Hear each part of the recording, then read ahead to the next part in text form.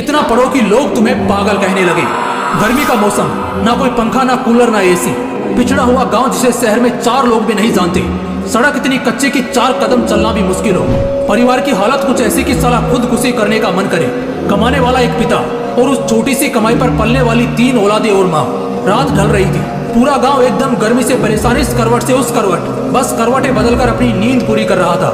Lights तो छोड़ो, एक मोमबत्ती का होना भी मुश्किल था। लेकिन तभी उसी गांव के एक झोंपड़े के मकान में एक छोटी सी लालटेन जल रही थी, जिससे कुछ 3 मीटर दूर एक जवान लड़का पसीने से भीगा हुआ अपनी किताबों को रटे जा रहा था। वो पसीने से पूरा भीग चुका था। ऐसा लग रहा था उसने पसीने से नहा लिया हो। लेकिन फिर भी उसको देखकर जरा सा भी ऐसा नहीं लग रहा था कि उसको गर्मी लग रही है या अंधेरा और पसीना उसे परेशान कर रहा है। वो बस पढ़ते जा रहा था। वो किताबों में कुछ इस कदर खोया था कि उसे बस पढ़ना ही समझ आ रहा था। उसे आग के गोले जैसी गर्मी और पसीने से कोई फर्क नहीं पड़ रहा था।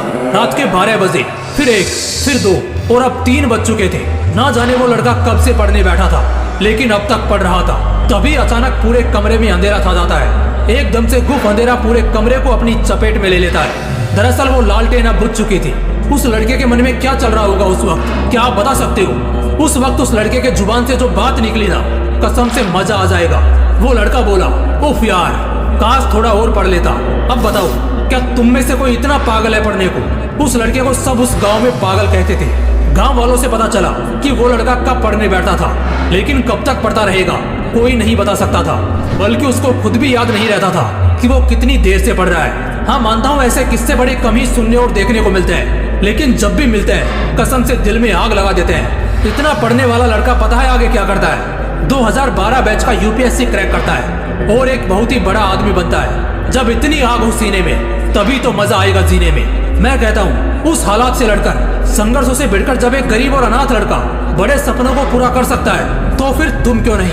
अगर दिल में आग लगी हो ना, तो एग्जाम फॉर्म के वो 500 रुपए तुम्हें नहीं रोकने वाले। उन गरीब लड़कों के पास फॉर्म भरने तक के पैसे नहीं होते हैं, लेकिन दिल में आग होती है और वही आग उन्हें ताज दिलवाती है। पढ़ाई भागने के लिए नहीं बनी, पढ़ने के लिए बनी है। पढ़ाई करने के लिए बनी है। अगर 2 साल भी खुद को दे दिए ना, जहाँ तुम्हारे लिए दिन रात, सुबह शाम, अंधेरा उजाला कुछ मायने नहीं रखते।